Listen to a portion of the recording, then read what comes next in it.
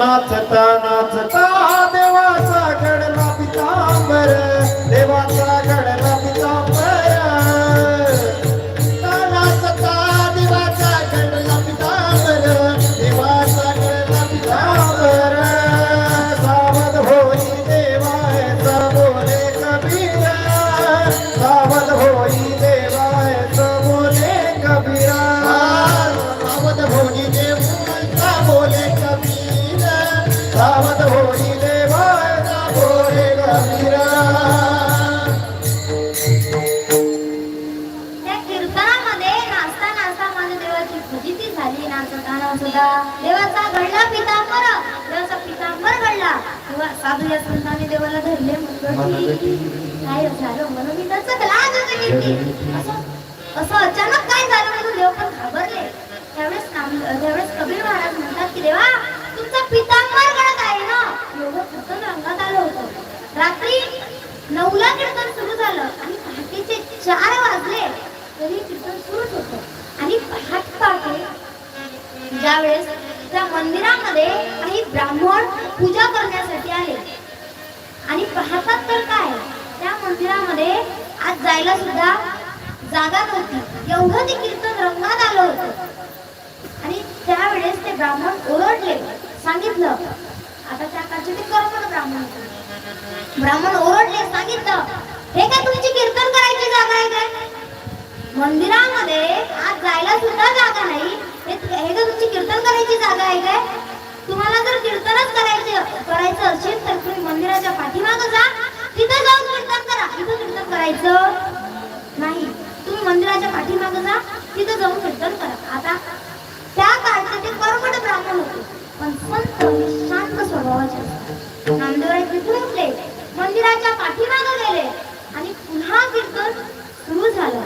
पुन्हा सगळे देव गाऊ लागले, सगळे संत गाऊ लागले. कबीर महाराज कव्वाज वाजवू लागले, देव नाचू लागले आणि अक्षरशः कीर्तन इतकं रंगात आलं की तिथल्या त्या औढा नागनाथ देवाला देखील साकडं पडलं की आज 23 लाख देव माझ्या घरी पाहुणे आलेले आहेत. स्वतः या जगाचा पंढरीश पांडुरंग परमात्मा माझ्या घरी पाहुणा आलेला आहे आणि या ब्राह्मणांनी त्याचा अपमान केला. आता मला असं बसून चालणार नाही. अरे आमच्या औढा नागनाथ देवानं काय केलं? फिरविल देऊळ जगामध्ये ख्याती, फिरविल देऊळ जगामध्ये ख्याती, फिरविल देऊळ जगामध्ये ख्याती, फिरविल देऊळ जगामध्ये ख्याती. नामदेवा हाती तुझा प्याला, नामदेवा हाती तुझा प्याला, हो नामदेवा हाती तुझा प्याला, नामदेवा हाती तुझा प्याला.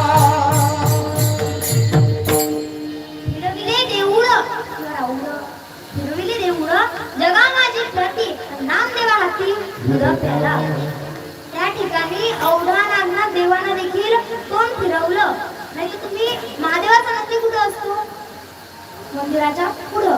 पण तिथला नंदी आजही मंदिराच्या पाठीमागं आहे कारण त्या देवानं तोंड फिरवलं.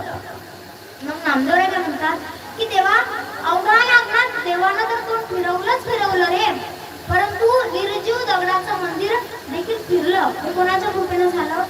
एका संताच्या कृपेनं झालं, एका साधूच्या कृपेनं झालं. म्हणून महाराज म्हणतात की बाबांनो मी तुम्हाला आताच्या कलियुगामध्ये एक नाही 2ही हात करून सांगतो की आताच्या कलियुगामध्ये संगत करायची असेल तर संतांची करा, साधूंची करा.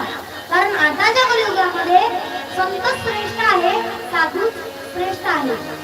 साधू थोर जाणा, साधू थोर जाणा, साधू थोर जाणा, साधू थोर जाणा, साधू थोर जाणा, साधू थोर जाणा, साधू थोर जाणा, साधू थोर जाणा कलियोगी, साधू थोर जाणा कलियोगी, साधू थोर जाणा कलियोगी. महाराज म्हणतात आताच्या कलियुगामध्ये संत महात्मे हे श्रेष्ठ आहे. तुकोबारायकडे कोणत्या गोष्टीची कमी नव्हती म्हणून तुकोबारायला देवाकडे मागण्याचं कारण काय आहे? थोडस बारकाईने ऐका. त्याच्या मागचा थोडासा इतिहास